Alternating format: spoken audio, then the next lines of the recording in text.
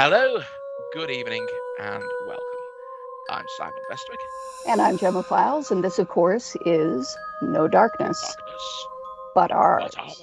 In our last episode, we concluded our study of Sheridan Le Fanu's Carmilla and looked at its various film adaptations, in particular Emily Harris's 2019 version, with its themes of women channeling their emotional repression into domination, submission, and self-harm. And this brings me to Vernon Lee, because almost always, what she's interested in is either, hey, there was this weird thing that happened really, really long ago, let me tell you about it.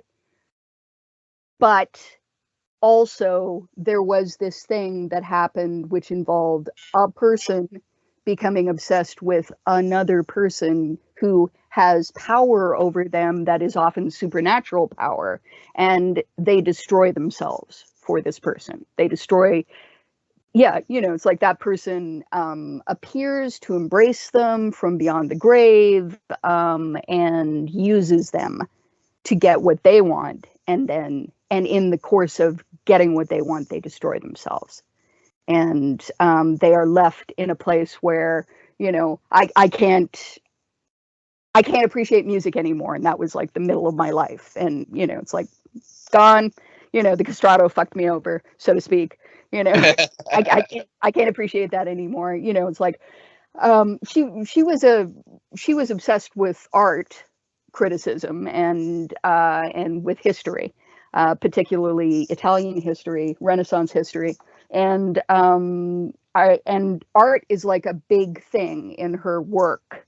Often it's like, look at this picture of somebody, look at this, look at these engravings of somebody, look at this amazing piece of music that I found somewhere and transcribed and tried to bring into the modern day. And it's sort of like you can't bring the art of an earlier time into modern times because it will destroy you in a strange way. But you're obsessed with it because you love it. It calls to you. It's beautiful. And that beauty is what brings you further and further towards it.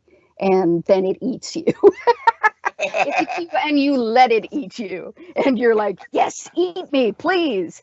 And, And I got, and I gotta say, it's very queer, and it's very female. I've just downloaded a Kindle edition of some of these stuff. I definitely need to. She's a writer I've been well overdue to read. I mean, interestingly, Amour is probably my favorite of her pieces. I believe that.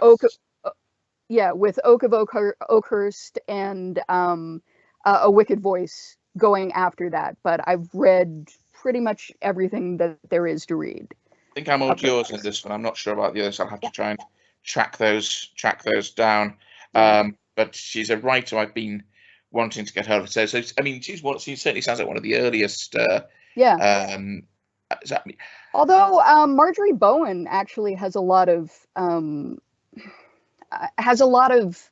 I would say, queer female relationships in her.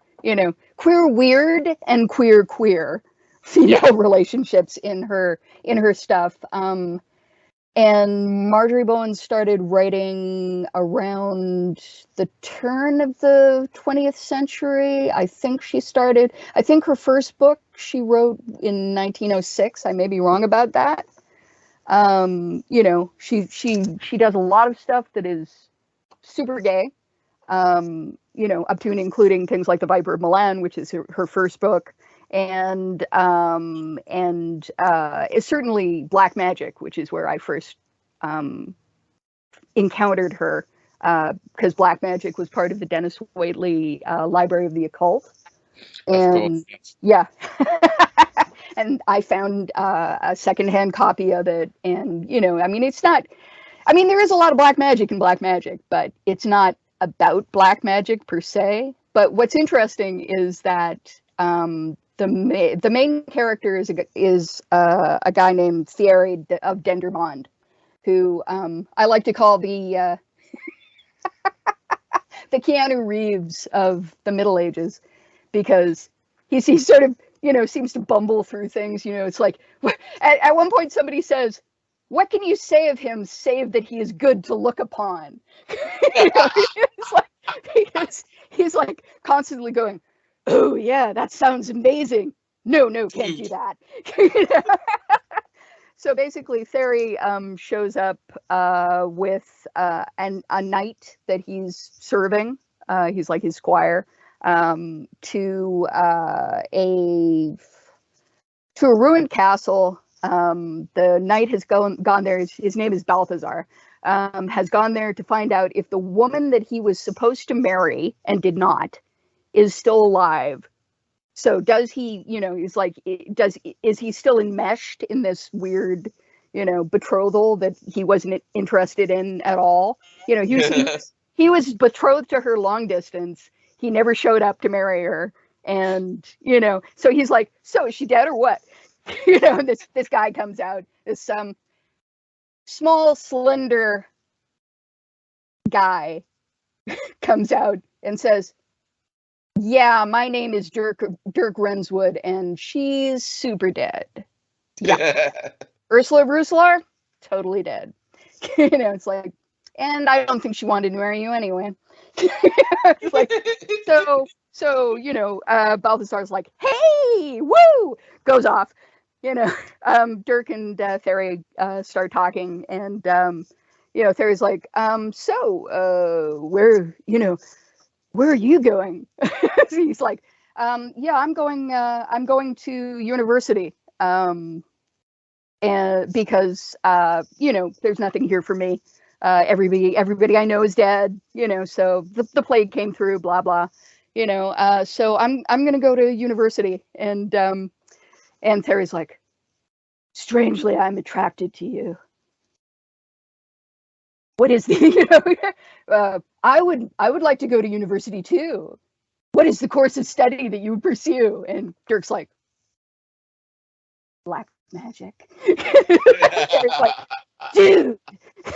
So this begins this long. I wrote an adaptation of this into a 3-act stage play at one point. Oh wow. Okay, so yeah, I spent like a fucking year doing this for some insane reason. Okay, so so I'm like, woo.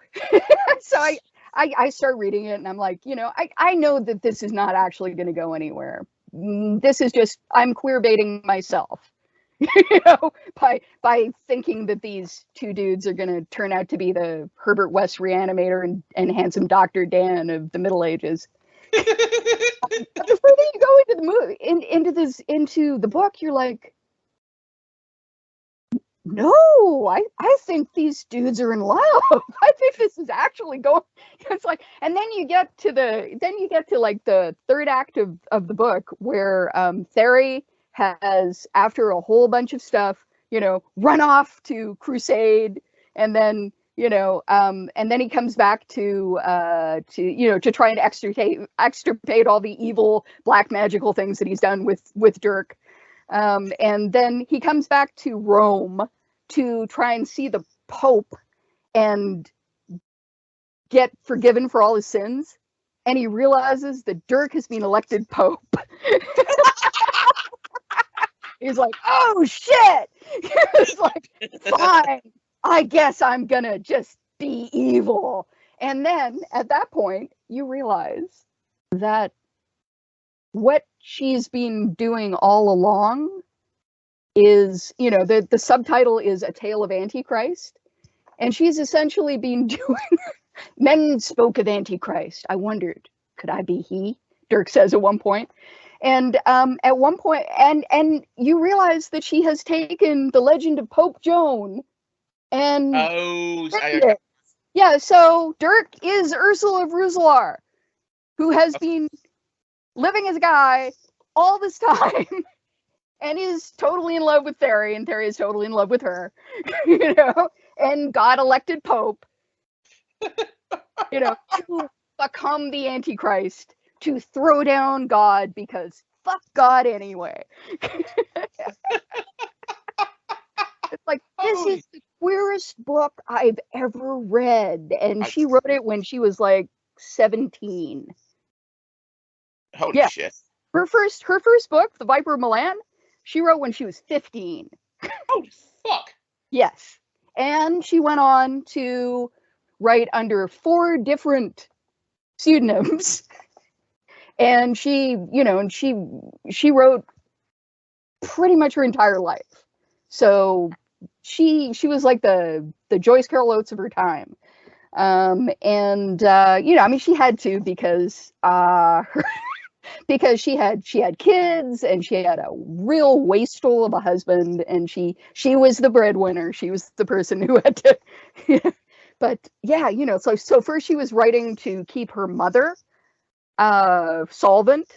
Her mother was like a very artsy, free love kind of person who ran away to Italy and had her real name was Gabrielle de Vere. And yeah, and so at a certain point she was like, man, what, we're gonna get kicked out of every place in Italy if I don't start making some money because you are useless. So she started to write books, and she started to write articles and essays and pieces and short stories and place them everywhere. And so she started off supporting her mom, and then she ended up marrying this complete, glamorous wastrel of an Italian dude, and they had kids, and she ended up, spending the rest of her life writing to keep everybody's head above water. But yeah, a lot of her stuff is super queer in general. I do not know if I don't know what her sexuality was. I mean, she obviously was functionally at least bisexual, because she had these kids with this guy that she obviously only married because she was attracted to him. Yeah, she he had clearly nothing wasn't else with to him recommend. for any other reason. He had nothing else to recommend him. But there's a strong current of queer sexuality, not just between guys and guys, but also between women and women, that goes through all her stuff. One of the names that she wrote under was Joseph Sheridan, and under that, yeah, and under that, yeah, fairly well-known novelist of like the 30s, and Also, who's Stefanu's first 2 names? Yeah, that's right. And which, who knows, because she's also a very Le Fanu-esque kind of writer. And she wrote a lot of stuff which was based on true crime of the day. And a fair amount of stuff that was based on historical incidences of poisoning. Yes. But yeah, I got a bunch of her novels in a come on, what do you call that, where you get a whole bunch of books stuck together for like $4.99 from Amazon. Like a bundle. A bundle, yes. I got a whole bunch of books of hers in a bundle, and I'm thinking of one in particular which is extraordinarily queer and extraordinarily lesbianic queer. And it's this, it's definitely based on some kind of real case. But basically, it begins with a woman who has returned to England after a long time away, and she was married to a guy who wanted to be a missionary. That didn't work out for one reason or another, and she comes home. She accidentally meets a girl that she knew at school. And this is the kind of girl that you meet at school who is beautiful but kind of dumb and absolutely driven by her parts. you know, and she's managed to get married and get married, and her husband has died, and she is now a wealthy widow. And so she hires our main character as her companion, and things kind of go from there. And it's one of those wonderfully dark relationships where it's like, oh, I like you so much because you're so dumb. You know, you're just so stupid. And the good part is that I can blackmail you into doing anything. You know, just by saying, oh yeah, I remember when you know, you wrote to me about this guy that you were seeing behind your husband's back. And I've got all these, you know, these letters that you wrote to me. You know, it's like, yeah, you remember that? I'll bet his family probably wouldn't want to hear about that. And it's odd because she's so like, I was trying to find it and I can't. I've got way too many things on my phone. Yeah, she's like so contemptuous of this woman, but she's also she wants to be beautiful. She wants to be loved. She wants to be, you know, the center of everybody's attention. And the only way she gets it is if she's standing next to this woman, this idiot. And that's, you know, it's like that's just one. But there are so many others. You know, it's like she's obsessed with, again, the kind of mechanics that Vernon Lee is obsessed with. It's like the fatality of a kind of attraction, which is about wanting someone and wanting to be someone and wanting to be near someone and wanting to destroy someone and wanting that person to destroy you. There was something, I think, Howard Barker claimed, I mean, playwright Howard claimed in one interview that that at the root of love or of desire, there's always profound resentment, because there's resentment of being so complete, that being effectively in the power of another person's. Yes, absolutely. And I think that that's why power mechanics often do come out in love stories. I mean, you know, think of like A Long Fatal Love Chase, you know. Have you ever read that? Okay. The woman who wrote Little Women, Louisa May Alcott. Yeah, Louisa May Alcott also wrote a whole bunch of steam-powered gothic shit. And you know, that's she wrote the kind of short stories and novellas that Joe would have written. You know, and her husband would have been like, "No, that's not good. Don't do that." You know, it's like, but she did it for the same reason, because she could sell them. She could sell them really easily. And you know, and a lot of her stuff is like, you know, okay, so Louisa, write something about the dangers of women taking arsenic to make themselves pale and beautiful. Oh yeah. You know, it's like two people having an arsenic off. They end up like, you know, like poisoning themselves so that they can look more beautiful than each other. Yeah, the whole pale. There's one where a woman and another woman hate each other so much because they're rivals. They hate each other so much, you guys, so much that, you know, one of them ends up like burning the other one alive on stage because she's a ballet dancer, and her, you know, her tutu catches the floodlight and goes up in flames. You know, it's like, just like pushes her a little. And yeah, and A Long Fatal Love Chase, which is ostensibly Het, is, you know, about this man and this woman who become obsessed with each other.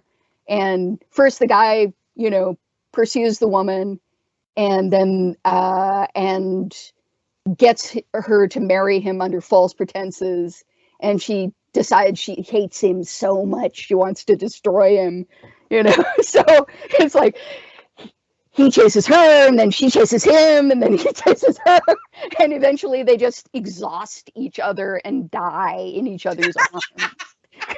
In Holy shit.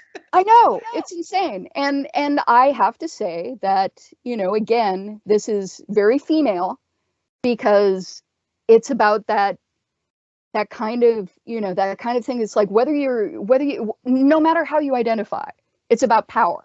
It's about, and it is about hating the person that you love because they have power over you and wanting to exert power over that person. It's like you have aroused something in me and I hate it so much because I cannot follow it to where I want to follow it, and therefore I have to destroy you. And there's so much, particularly early queer literature, which is about stuff like that. It's about those mechanics, because it's like we can't just, and it's strange because there were women who were essentially entering like Boston marriages. It's like, we're just friends. We're just, we're roommates. We're very, very close roommates. Yes, I think I mentioned there was the writer A.L. Barker, who I don't think that her work is particularly queer themed, but had a brief marriage, I think, during the Second World War. But since the war, according to her obituary, she'd lived with her close friend, sort of Dorothy, who died in 2000, and who provided the domestic routine she needed to write. But they were just with her close friend. Yes, they were just. I mean, this was such a normal thing by the time that Henry James was writing, that he writes the Bostonians, which is predicated on, it's like, I'm just living in a super close relationship with this lady, and then a guy came and took her away from me. It's like, that's what feminism gets you, I guess. But, it's like, it was perfectly normal.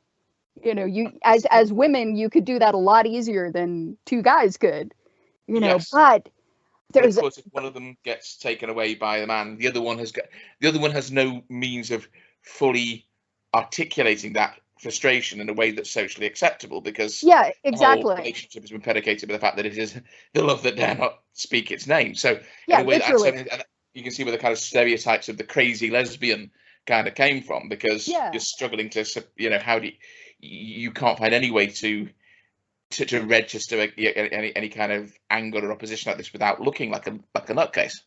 Yeah, exactly. And and maybe both of you were not completely on the same page to begin with. Maybe it really was like, it's like, wouldn't it be great if we could just live together without a dude, because that way we have some power over our lives and some individuation and some agency, and we can, it's like maybe one of you's in love with the other one, and the other one's sort of like, I like you a lot. I like you very much. Maybe maybe things cross the line back and forth, but you just don't talk about it. And then at a certain point, one of you is like, I could get married. It wouldn't be like the worst thing in the world.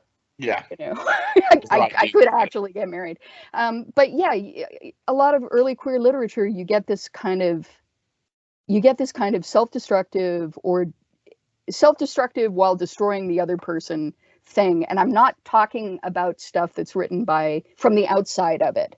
I'm talking about stuff that's written also from the inside of it, because it's very difficult to, in a world where you're not offered the idea of a happy ending. Yeah. Where to some degree you are only offered, well, if you feel this way, you're a vampire. If you feel this way, you're, trying to find, I mean, it's why a lot of gay relationships and people sort of, certainly in more educated or upper class circles, they were tending to look towards antiquity for models to classical ancient Greece, because that was the only where else are you going to find a lesbian positive kind of Yeah. And I mean, for a very long time there was like no name for that at all. I mean, there was a woman in, I think, the 1500s, Sister Benedetta, who became a visionary, and was elected to the position of abbess, but also was eventually and had too much power in that particular way. But when they looked at her closer, they also found out that she was having like what was obviously a lesbian relationship with another nun. And the thing that they eventually came onto to prosecute her was sodomy, because they literally had no It was just words, used to no describe language. any Any non-standard. non-heterosexual for the purpose of having a baby kind of Yeah, it was sometimes sexual. used to describe oral sex as well, wasn't it? I Yes, think that's right. Yeah, it was. Yeah. And yeah, oral sex fell under sodomy regulations for like a very long time. It can be very confusing anatomically. That it's like Super confusing. But yeah, you're right.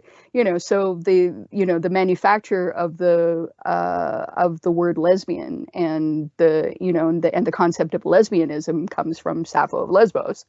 Yeah. Who it's like I always found it really hilarious that there was that whole